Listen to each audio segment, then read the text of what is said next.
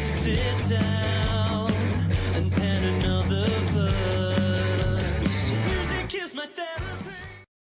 Hello again, my friends, and that's right. Do not adjust your sets. The F1 show is live on a Wednesday night. We're looking at a few news items that have come up since the Monday show at 7:15. If you haven't seen that, jump back and do give it a watch. It's a show that I thoroughly recommend.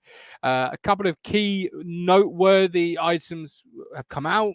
Driver changes, appeals, all sorts of things. Which we need somebody more qualified than I to talk about them. So here is the true host.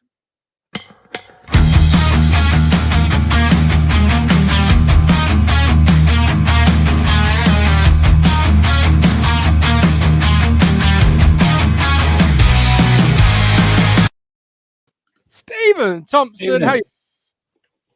I'm very well. How are you? Look at us on a Wednesday. I thought it was a Monday. I've lost a few days. A reaction show. I know we don't often have this. This is a first. This is like, well, look at us getting a proper show. Yeah. Look at us, There you go. finally stepping out and joining the network as a proper, fully fledged show that reacts to things. I don't know how to act right now. No, me neither. I didn't know how to introduce it. Normally, it's like, this is your Monday night pit stop. I'm like, I don't know what to say here. This is a Wednesday night behind the safety car unscheduled pit stop. That'll do. Yeah, absolutely. Ben Mills, there's no better way to spend my Wednesday night. Double night at TT Towers. Lots to talk about both in the F1 and Ipswich. Yes, so before we bring in Neill, who will bring the positivity on all matters, tell the people at home what the talking points that we're going to be looking at tonight are.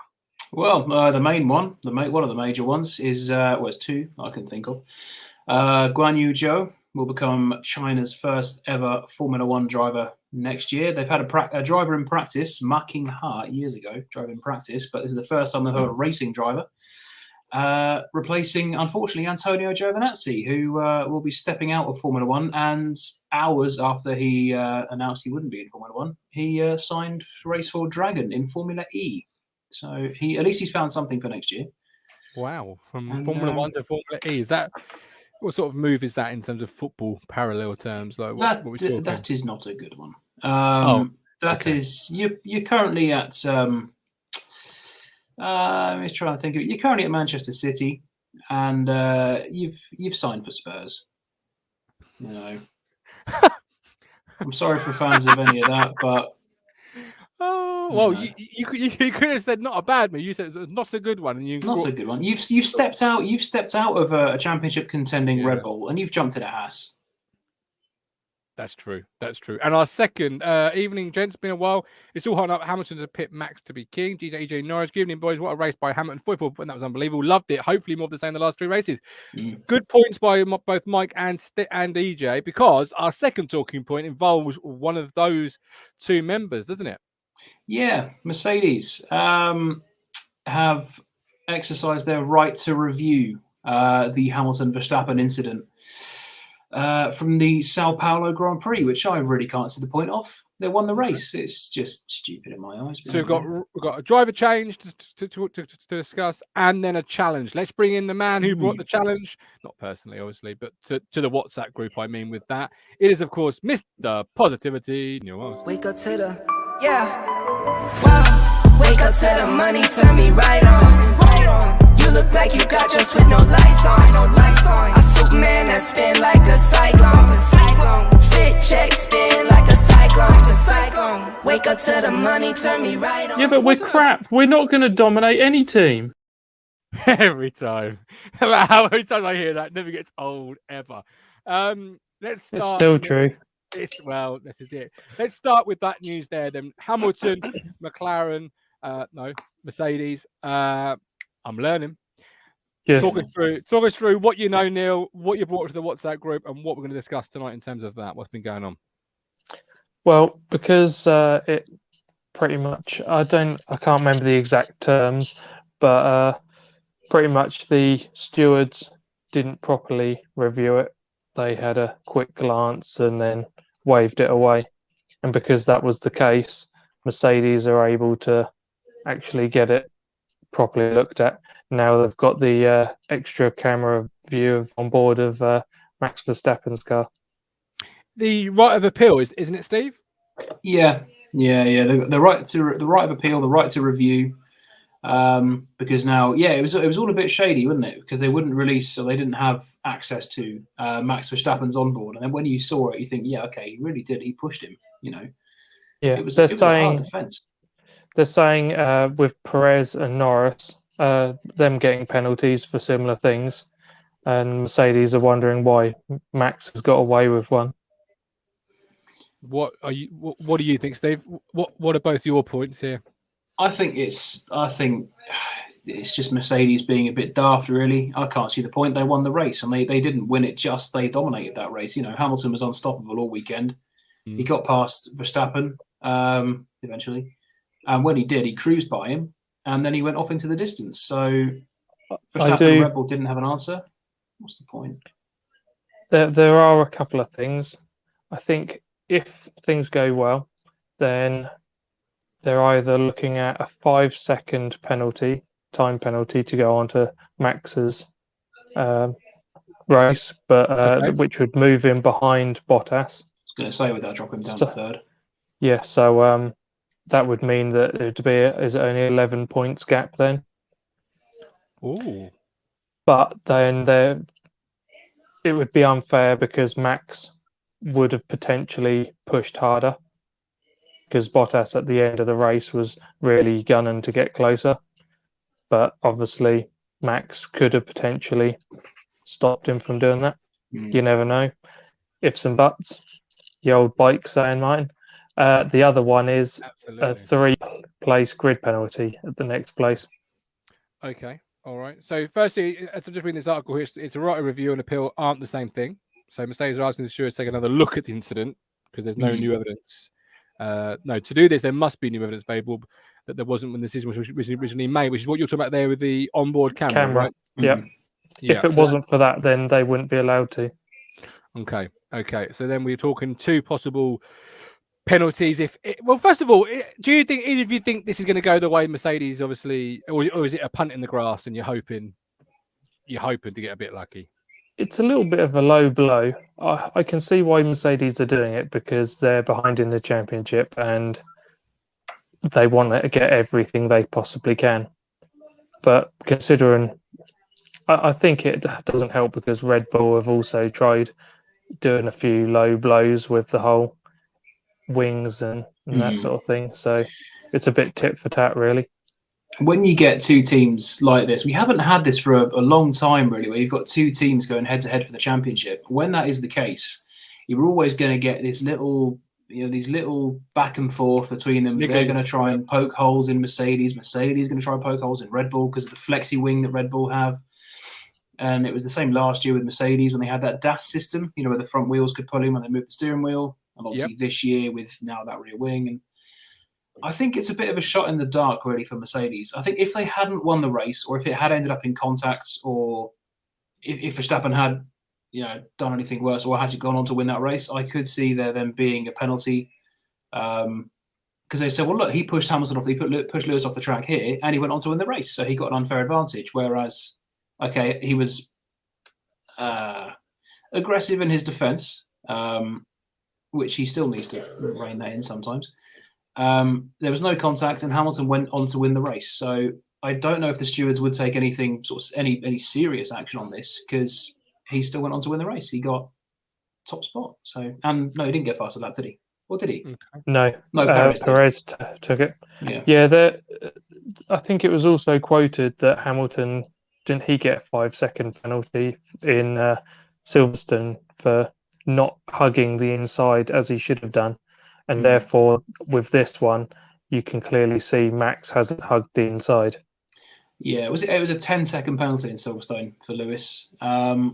The main difference between the two is that there was no contact with the Verstappen-Hamilton one the other day, whereas obviously back in Silverstone, one of them ended up having a really heavy accident at Copse. But there's gravel on the outside. Yeah, true. This just one, run off, isn't it? Sao Paulo, they just were able to run off if it was a gravel trap. Mike Baker, the move was dangerous. It was silly. It was very silly. I think the truth, Max Verstappen, he's still got to learn that there are some races you can't win. You're not playing the PlayStation. This is real life. You're going to cause expensive damage, and you're putting people's lives at risk here. And as much as I love Verstappen, I'm a big Verstappen fan, he needs to start realizing we've seen him evolve so much as a driver the past few years, and this is what makes me nervous about him winning a championship this year, because although Hamilton likens himself to Senna, I can see a lot of Alain Prost, because Prost used to go into the race with the logic of right, okay, I only need to finish fifth to win the title, for example. So he wouldn't push for fourth or third, because he knows that could end up very well in him getting no points at all.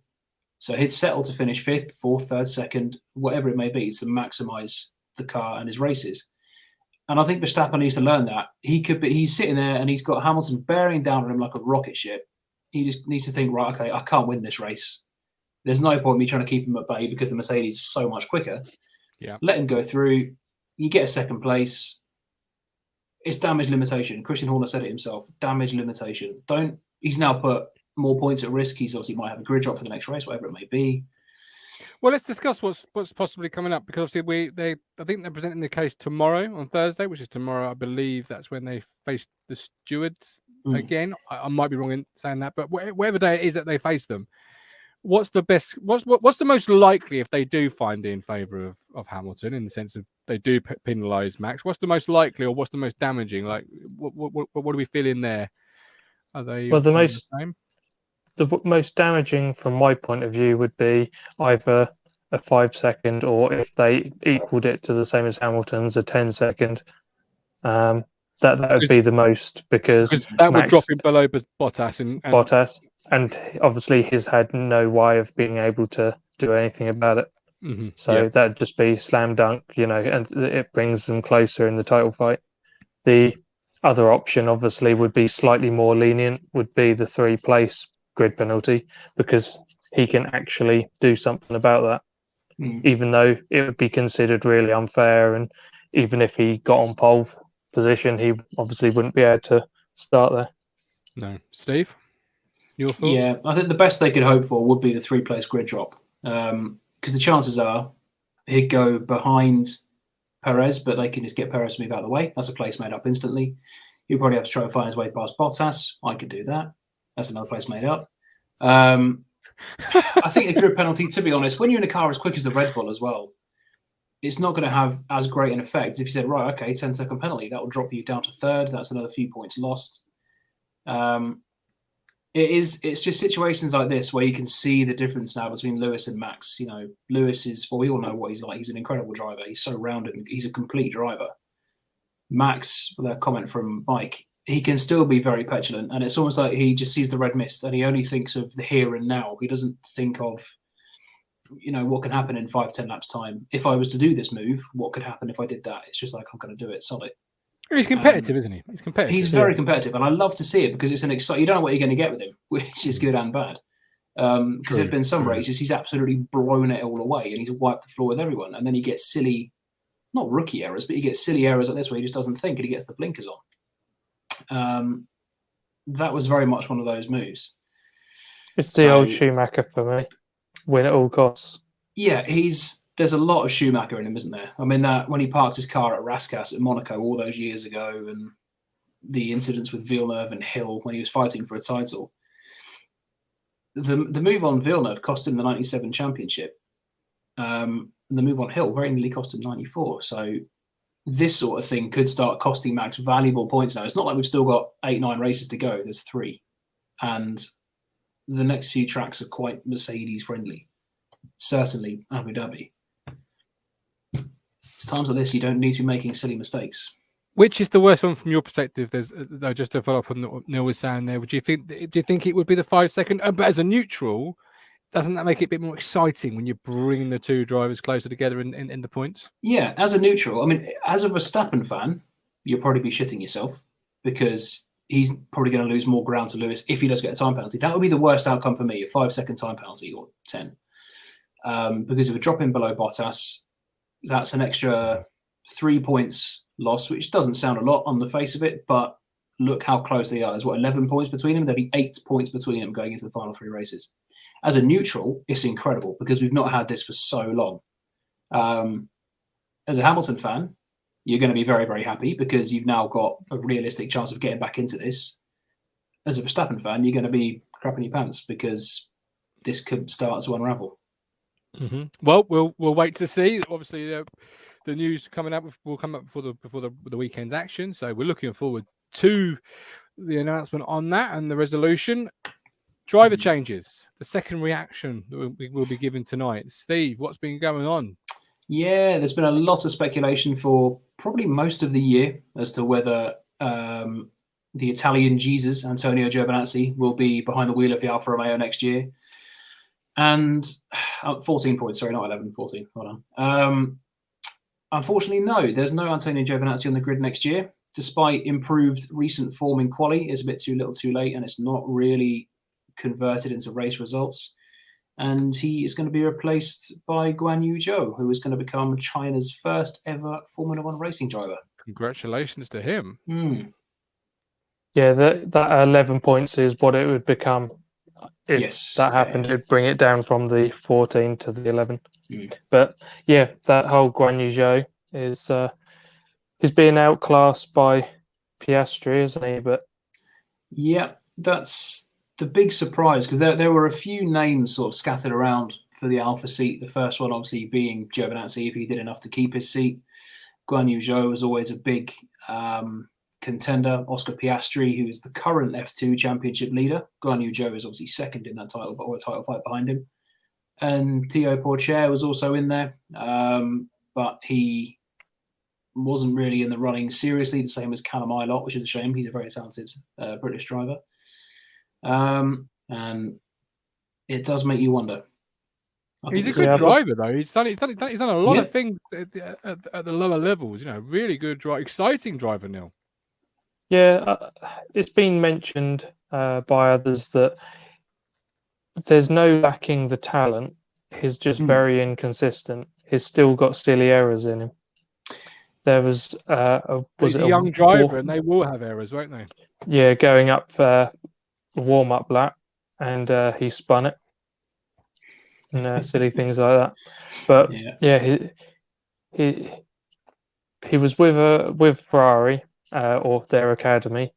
He then he had a few sort of average results, and he then ended up going with the Renault academy, and he's sort of improved under them, but he seems very slow.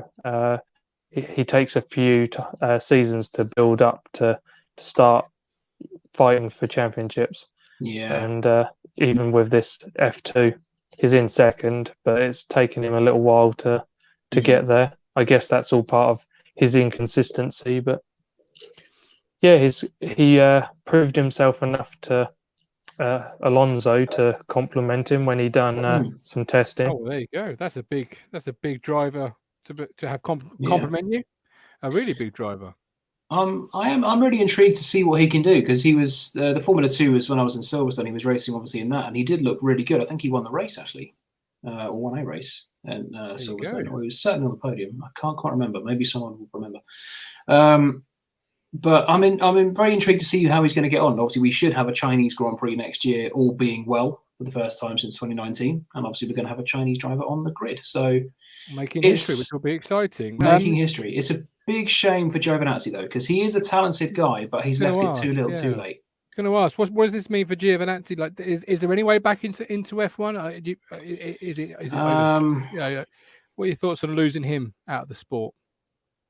It's very tricky. Sorry, Neil, carry on.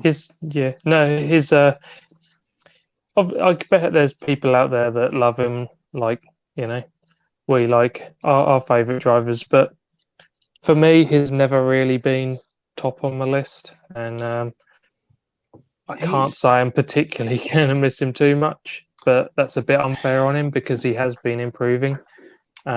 He does, for me, deserve to still be there. But one more season, I think he'll be all right.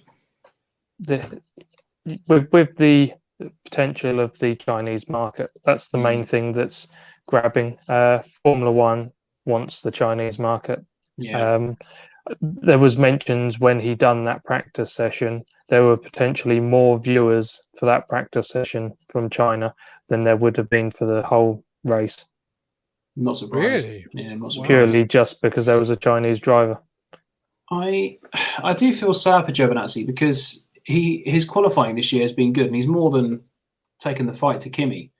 Unfortunately, the quali hasn't converted into races. He had something like 4 consecutive 11th place finishes, and he's one of these drivers that will sort of turn up and he'll just do his job and then go.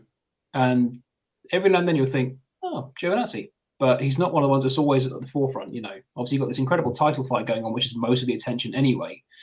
But you've also got exciting drivers like Ocon, you know, Russell, Leclerc, all these other drivers, Norris. But Giovinazzi is always a bit of a beige sort of driver, it seems.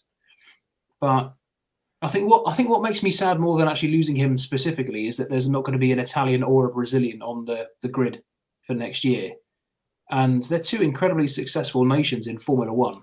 You know, Brazil, you've had the likes of Senna, Fittipaldi, Piquet. Italy, you've had some incredibly successful drivers, you know, Farina and other world champions and race winners. But it's a shame to not have. When was the last time that was the case? I was going to say, who's the most recent Italian? Is it likes of Fisichella and Trulli? I think, yeah, Fisichella, 2009. Trulli was around until about 2012.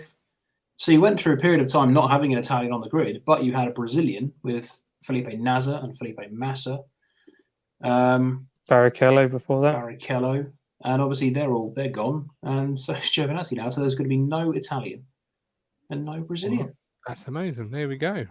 But which I always think there are certain nations that should be on the Formula One grid. Italy, Brazil, Germany, and the UK. I think should always have at least one driver on the grid, but not this time.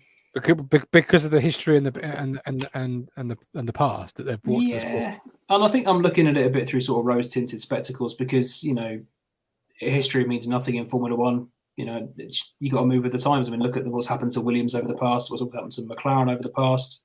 True. Ferrari, they've dropped down the grid despite the fact they were all dominant forces at one point. You know, times do change. But I always think back to when I was growing up watching Formula One. There was always an Italian or a Brazilian around, and it's just strange to not. I mean, the Brazilian anthem is just so happy on the top step of the podium, and I haven't heard it since I think 2009, Barrichello the last time. It's a long time. Absolutely. I can't think what that one sounds like. I know what the Italian sounds like. That's always quite a good one. You're not going to. That's just a shame, Steve. That's a shame. So let's look ahead as we round up the show to this weekend's race. Is Qatar, is it? Qatar, yep. Qatar, the first ever race in Qatar, isn't it? Mm-hmm. So what do we think is going to happen from the first ever race? Would it be a Hamilton? Ben Moore said earlier in the chat that this track suits a McLaren and a Mercedes. Does it suit Hamilton, Steve? I would imagine so. It seems like the track layout is going to very much suit the cars with the Mercedes power in the back. Lower altitude as well. So whereas the Honda tended to favour the higher altitude tracks like Mexico, you're coming right back down. So I think teams like, well, you've got Aston Martin, Mercedes, you know, teams with the maybe not Williams, but teams with the Mercedes power units in the back could benefit apart from Williams. All of the Mercedes engine runners, apart from Williams. Apart from Williams. Basically, yes. How do you guarantee? I've spent the whole time wanting Max to win the title, but now it's coming down to it. I almost want Lewis to get it again. Really? Yeah. Why? Why are you swinging? His second, isn't he? So at this moment, he's the underdog. When was the last time we had Lewis Hamilton as an underdog? Can he be classed as an underdog? He's the greatest of all time. He is, but he's 14 points in deficit. So I'm going to ignore that comment. That's true. That's true. EJ Massa's Brazilian. Yeah, he is Brazilian. So he was the last driver, and he retired in 2017. Do you think Hamilton's going to win it this weekend, Steve? Neil, sorry. If it's a Mercedes dominant track, I can't see Bottas being ahead. So yeah. Okay. Do you think Bottas can help Hamilton at all? Should there be a 3 place grid full for Verstappen? Do you think Bottas and Hamilton can sort of combine, be a team, and ensure Hamilton's winning the race and Verstappen's kept back? If he doesn't need his 6 millionth engine replacement, then yeah, I think he should be there or thereabouts. But really, Mercedes would want him to get second and not third, because obviously that would help Hamilton and the constructors out. Mercedes are still ahead in the constructors.